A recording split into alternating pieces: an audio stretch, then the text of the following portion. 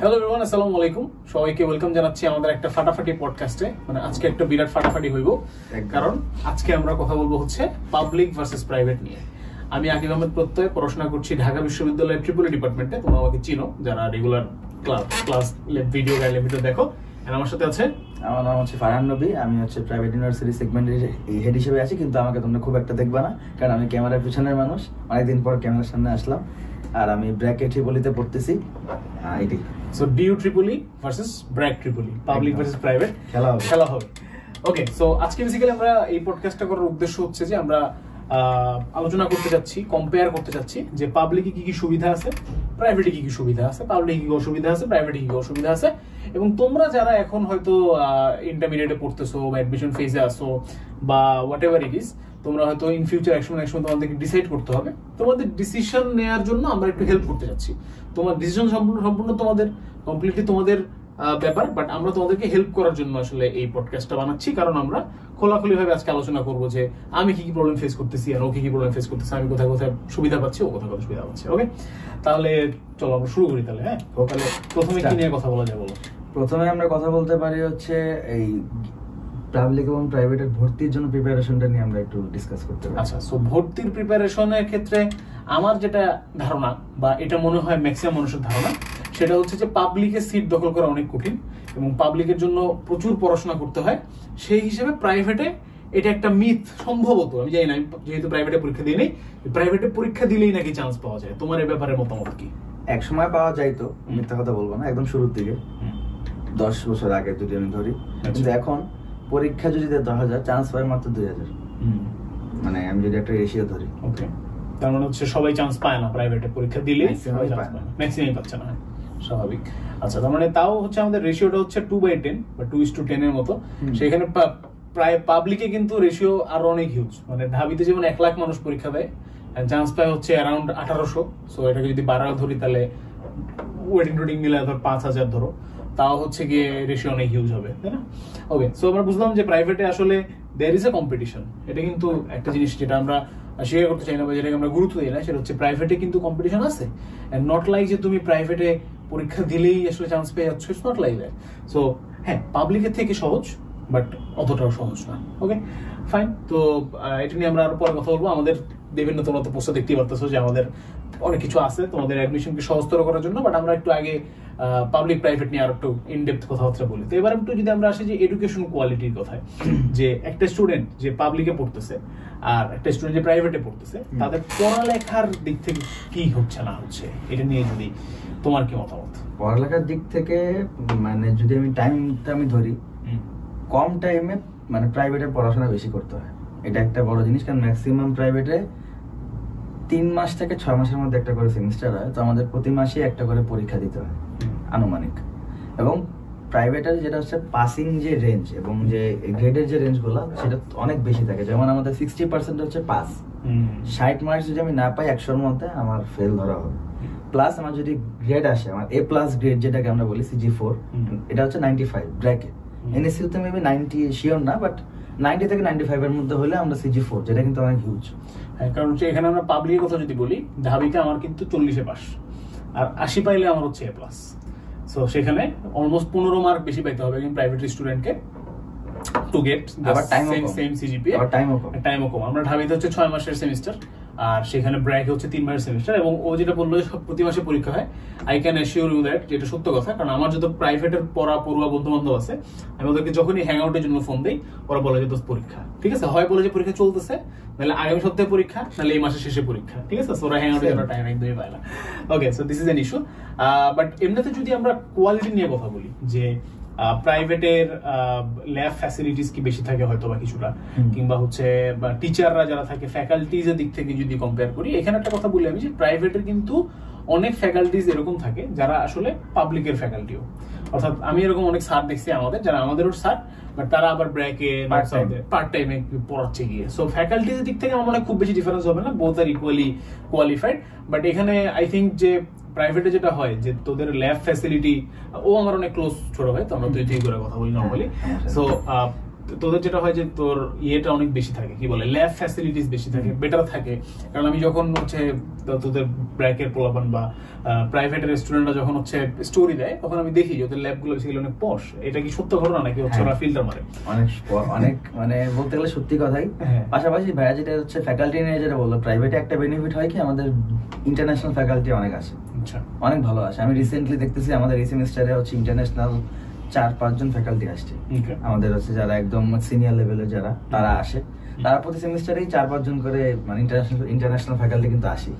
ওকে, so এটাও যেমন একটা ইস্যু, তেমনি আরেকটা জিনিস হচ্ছে যে যারা প্রাইভেটের ফ্যাকাল্টি তাদের না দায়িত্ববোধটা বেশি থাকে। আমি বলতেছি না যে পাবলিকের ফ্যাকাল্টি দায়িত্ববোধ নাই, বাট আমি এটা ফিল করছি আর কি, যে ঢাবিতে ক্লাস করে বা পাবলিকের বন্ধু বান্ধব প্রাইভেটের বন্ধুদের কথা বলে, যে যারা প্রাইভেট টিচার তাদের একটা আলাদা দায়িত্ববোধ থাকে, এবং similar to corporate job and সরকারি জব আর কি। আর যারা পাবলিকের ফ্যাকাল্টি তারা ডেফিনেটলি পাবলিকে টপ করা মানুষ, সো তাদের একটা ব্যাপার স্যাপার থাকে যে বাবা তুমি বুঝতেছো না, ইটস ইওর ফল্ট। সেখানে আমি এটা শুনতে পারছি যে প্রাইভেটের কিছুটা হইলেও আর কি বেটার কমিউনিকেশন থাকে, স্টুডেন্টদের সাথে ফ্রেন্ডলি থাকে ফ্যাকাল্টিরা, এন্ড এই দিক থেকে হয়তো বা কিছুটা হইলেও হয়তো প্রাইভেটে কিছু সুবিধা পাই কিনা। আমি বলি এখানে প্রথমত হচ্ছে আমাদের ক্লাসের বাইরেও ওই প্রত্যেকটা টিচারদের সাথে কনসালটেশন টাইম থাকে, মানে হচ্ছে প্রতিদিনই থাকে। যখন আমরা চাবো যে আমরা স্যারের কাছে কোশ্চেন করতে এবং স্যার অ্যান্সার করতে বাধ্য।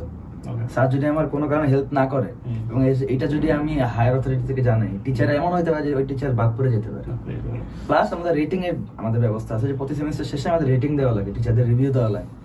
সো রিভিউ যেই টিচার ভালো হবে ওই টিচারই প্রাইভেটে টিকতে পারে। সো টিচারদের মানে বাধ্য ওরা আমাদেরকে মানে স্টুডেন্টদেরকে সার্ভ করার জন্য, যখন স্টুডেন্টরা চাইবে রাত 3টা বাজে হইলেও আমরা টিচারদেরকে কল দিয়ে আমরা অ্যাপ্রোচ করতে পারি, ওদের কোনো সমস্যা হয় না। ওকে, নাইস। তাহলে আমরা বুঝতে পারলাম তোমরা, আশা করি। এরপরে কি নিয়ে কথা বলা যায় বলো? এরপরে ভাই আমরা কথা বলতে পারি হচ্ছে গিয়ে এক্সট্রা কারিকুলার অ্যাক্টিভিটি বা স্কিল ডেভেলপমেন্ট। স্কিল ডেভেলপমেন্টের ক্ষেত্রে আই ডেফিনেটলি থিঙ্ক যে প্রাইভেট আগে থাকবে, কারণ প্রাইভেটে প্রচুর আমি দেখি যে সারাদিন রাত ওদের খালি ফেস্ট হয়, ঠিক আছে? কারণ আমার যত মানে ফ্রেন্ড লিস্ট যত প্রাইভেটে বলবো আছে, আমি শিওর এখনো ফেসবুক খুললে দেখবো যে 2-3 জায়গাতে, যে ব্র্যাকে যেমন ফার্মা ফেস্ট হলো মনে হয় একটা, নাকি এনএসইউতে সরি ইস্ট ওয়েস্টে আবার রোবো ফেস্ট হচ্ছে। ফেস্ট আর ফেস্ট মানে ফেস্টের পরিমাণ অনেক বেশি, তাহলে বোঝা যায় যে ওখানকার ক্লাবগুলো অনেক বেশি অ্যাক্টিভ। ঢাবির কিছু ক্লাব আছে যেগুলো হচ্ছে বেসিক্যালি কি বলে এটাকে সোশ্যাল সায়েন্স ফ্যাকাল্টির দিকে, ওরা অনেক বেশি active. But to be honest engineering এর বা এই ইঞ্জিনিয়ারিং টেকনোলজি সাইডে যে সমস্ত ক্লাবগুলো আছে ওরা বেশিক্যালি অনেক নার্ডি টাইপের ক্লাব, ঠিক আছে? তো ওইখানে আসলে এক্সট্রা কারিকুলার কম হয়, কারিকুলারই বেশি হয়, মানে ক্লাবের থ্রুতেও কারিকুলার বেশি হয়। দেখা যায় রিসার্চের কাজ করতেছি বা কিছু একটা করতেছি ক্লাবের থ্রুতে। সো তোমার ক্লাব এক্সপিরিয়েন্স কিরকম বলো প্রাইভেট ভার্সিটিতে? প্রাইভেট ভার্সিটিতে আমি যদি মানে স্টুডেন্টের মাইন্ডসেটের কথা বলি, ওরা হচ্ছে পড়াশোনার চেয়ে বেশি হচ্ছে স্কিল নিয়ে একটু বেশি চিন্তা করে তুলনামূলকভাবে, মানে নার্ড একটু কম থাকে প্রাইভেটে, অনেক কম। সো এখানে যেটা হয় কি আমাদের ক্লাবে যে অ্যাক্টিভিটি হয়, আমার ব্র্যাকের মোট ক্লাব হচ্ছে 33টা, প্রত্যেকটা ক্লাব বছরে একটা করে ফেস্ট হবেই, অনেকে 2টা করে হয়। 33টা ক্লাব যদি বছরে করে, প্রতি মাসে আমাদের 2-3টা করে প্রোগ্রাম চলতেই থাকে। হাল্ট প্রাইস চলে, business competition, tech competition, robotics competition, সবই মানে সারাদিন চলতে থাকে।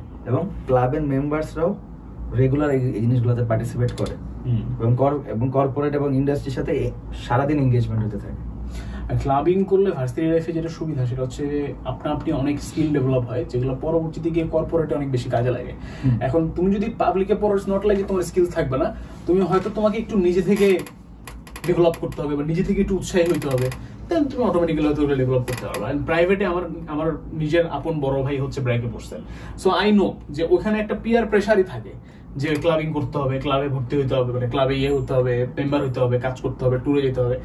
এই জিনিসটা না তোমাকে অনেক সময় যারা একটু ইন্ট্রোভার্ট টাইপের, না আমার মতো এক্সট্রোভার্ট মানুষ হলে দ্যাটস ফাইন, আমি সামহাউ স্কিল ডেভেলপ করে নিব। যারা একটু ইন্ট্রোভার্ট যাদেরকে একটু পুশ করতে হয়, তাদের জন্য আই থিঙ্ক এই এনভায়রনমেন্টটা কিছুটা হলে বেটার, কারণ ওদেরকে পুশ করে আর একটু সোশ্যালাইজ করা বা এক্সট্রোভার্ট বানানো বা কমিউনিকেশন স্কিল ডেভেলপ করা, এই জিনিসগুলো আমার মনে হয় যে অনেক বেশি আসলে কাজে আসে, অনেক ভালো হয়, অনেক বেশি কাজে আসে।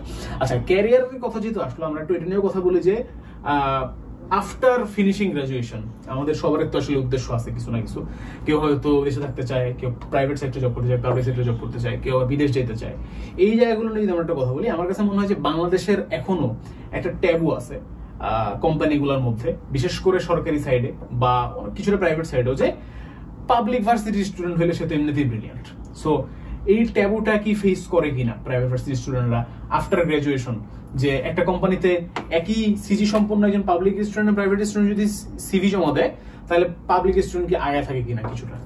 বলতে গেলে 90% কোম্পানি এখন হচ্ছে কি সিজি দেখেই না, পাবলিক প্রাইভেট তো দূরের কথা, খালি দেখবে যে তুমি গ্রাজুয়েশন আছে কিনা এবং তোমার কি পারো।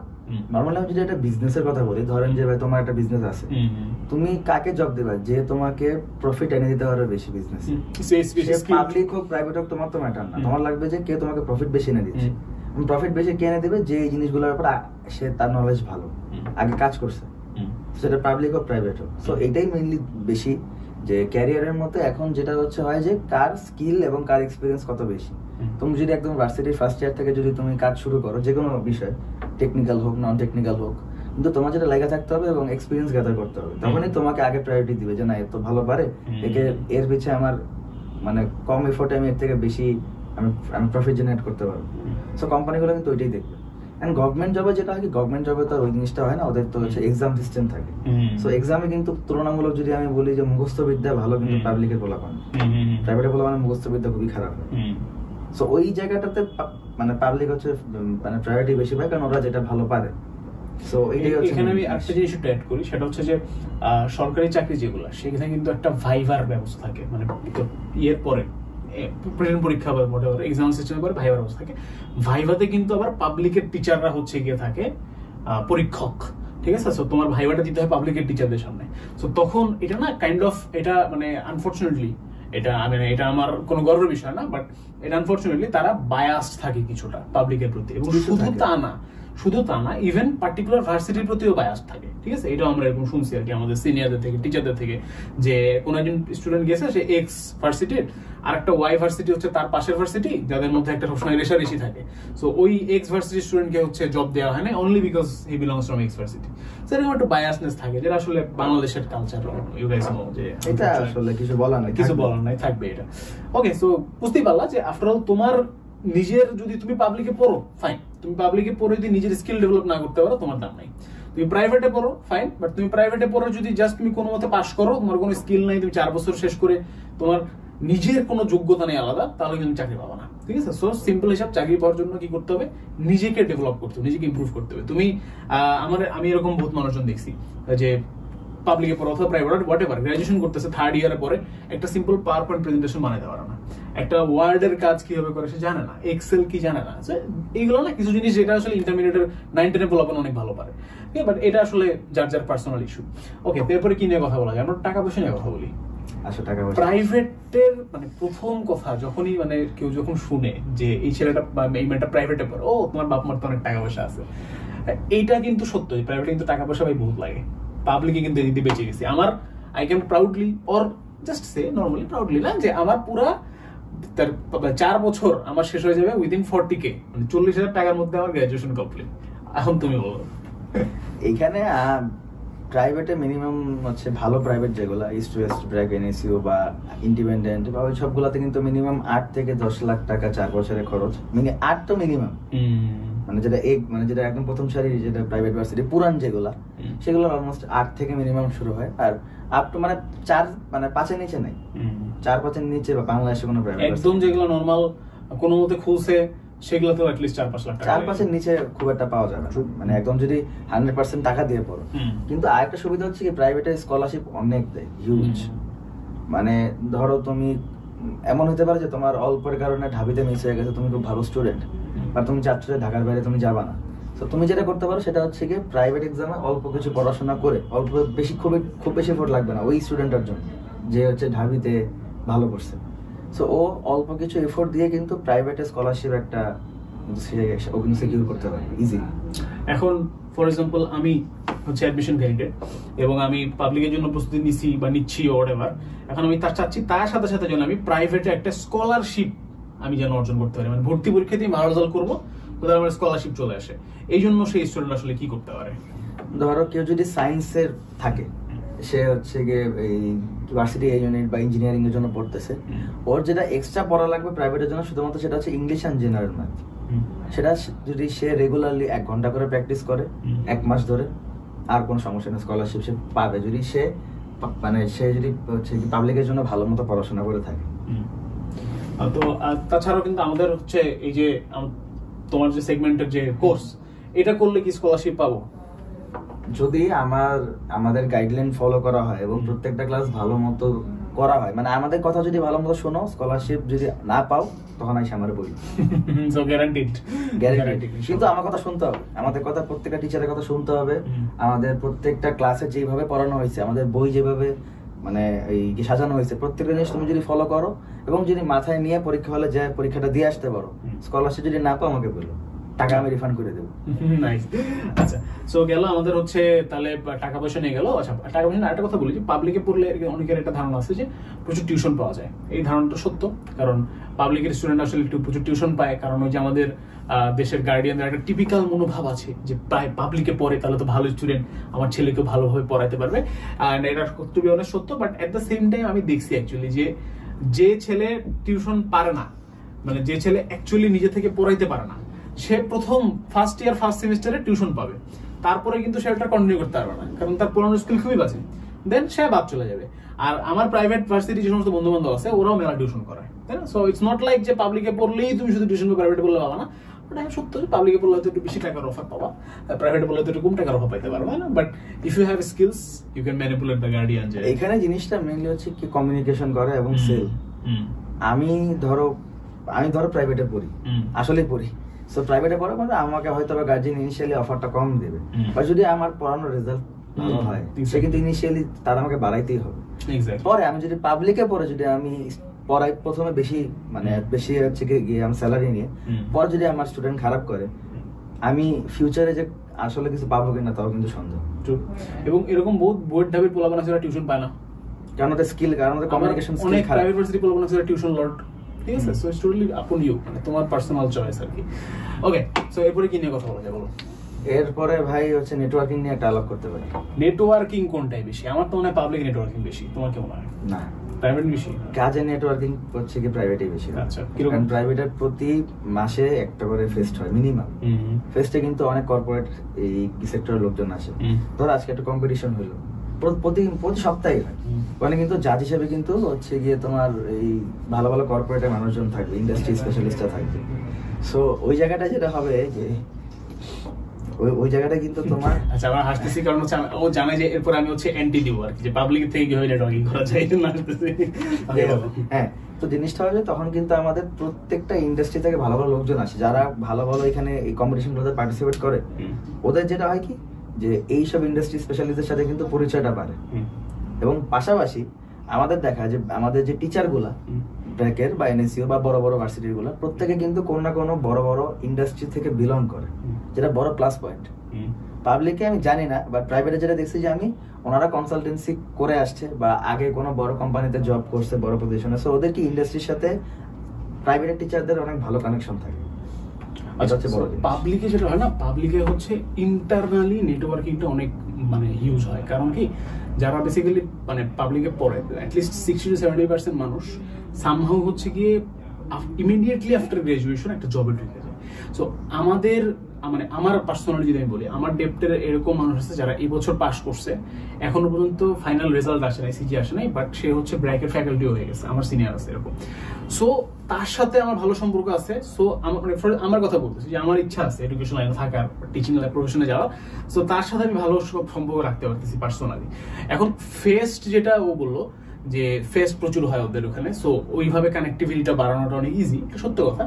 পাবলিকে কিন্তু ওই লেভেলের কর্পোরেট ফেস্ট তুমি পাবা না, কর্পোরেট ইভেন্টস খুবই রেয়ার, নাই ইন্ডাস্ট্রির সাথে কানেক্টিভিটি কম, ইন্ডাস্ট্রিয়াল কানেক্টিভিটিটা কম। But I would like to say যে আমাদের যে ট্রিপলি ডেপ্ট এখান থেকে হচ্ছে অনেক বড় বড়, আমি নাম না বলি, অনেক বড় বড় পার্টিকুলার ইন্ডাস্ট্রিয়ালিস্ট এখান থেকেই হয়েছে বেসিক্যালি, এই ডেপ্টের স্টুডেন্ট ছিল। সো আমাদের কোনো ইভেন্ট যখন নামে তখন তাদেরকে আমরা ইনভাইট করি এট দ্য সেম ওয়ে। দেন ওখানে হচ্ছে কমিউনিকেশন থেকে কি বলা যায়, একটা বিল্ড করা যায়, কমিউনিকেশন বিল্ড করা যায়, রিলেশন বিল্ড করা যায়, যে ভাই আমি এভাবে আসি, কি করা যায় না করা যায়। সো এখানেও ঘুরে ফিরে ওই একই কথা আসবে, তোমার পার্সোনাল স্কিল, কমিউনিকেশন স্কিল, তোমার connectivity skill is the most important thing. But হ্যাঁ, এটা সত্য যে প্রাইভেটে যেহেতু কর্পোরেট কালচার এর সাথে কানেক্টিভিটিটা হয়তো একটু বেশি হয়, তাই না? মানে প্রাইভেটে আমাদের শেখানোই হয় কর্পোরেট শেখানো শুরু করে, মানে আমাদের পড়াশোনার স্টাইলটাও কিন্তু ওইভাবেই। আমরা মজা করে একটা কথা বলি যে প্রাইভেটে পড়ালেখা পারুক না পারুক, পারুক, ভালো করে হচ্ছে ফর্মাল পড়তে পারে। ফর্মাল ড্রেস আপ ভালো, আমি পারি না এখনো ভালো করে, ঠিক আছে, আমার সুন্দর লাগে না আমাকে পড়তে। ফর্মাল ড্রেস আপ আমাদের প্রতি মাসে একবার পড়াই হয় প্রেজেন্টেশন দেওয়ার জন্য রেগুলার। এন্ড আমাদের সবচেয়ে মজার ব্যাপার হচ্ছে যে আমাদের একটা প্রেজেন্টেশন হয়েছিল সিএসসি, বুঝছিস, ওইখানে হচ্ছে ম্যাডাম বলেই দিছে যে বাবা কোনো স্পেশাল ড্রেসিং লাগবে না, এক পোলা হচ্ছে ট্রাউজার পরে আসছে প্রেজেন্টেশন দিতে। এই হচ্ছে মানে পাবলিকের অবস্থা, মানে হচ্ছে ওই কর্পোরেট ব্যাপার স্যাপার এগুলো এখানে ডাজন্ট ম্যাটার, এখানে এই জিনিসের প্রতি গুরুত্ব দেওয়া হয় না, এখানে অন্য জিনিসের প্রতি বেশি গুরুত্ব দেওয়া হয়। Okay nice. আর কোনো কিছু কি বাকি আছে আমাদের কথা বলা? বলতে গেলে বড় তেমন কিছু বাকি নেই। এখন যেটা বড় বড় যে জিনিসটা আমাদের তুলে ধরতে হবে সেটা হচ্ছে কি ওভারঅল যে প্রাইভেট এবং পাবলিকের মানে আমাদের পড়ার পর আউটকামটা কি হবে, একদম একদম ফাইনাল আউটকাম যে জিনিসটা। সো আউটকামের বিষয়ে যদি আমি বলি সেটা হচ্ছে গিয়ে প্রাইভেট এবং পাবলিক দুজনে কিন্তু ভালো, খুবই ভালো, এক্স্যাক্টলি, কেউ কারোর চেয়ে কম। মানে আমরা যতই ফান করে বলি না কেন যে এই ভিডিও টাইটেল হবে এরকম হবে public versus private, but at the end of the day it's not public versus private, it's public and private. কারণ বাংলাদেশে যদি এনাফ পাবলিক ভার্সিটি থাকতো যে সবাই পাবলিকে পড়তে পারে, তাহলে তো প্রাইভেট সৃষ্টি হতো না ভাই, এই গ্যাঞ্জামে থাকতো না।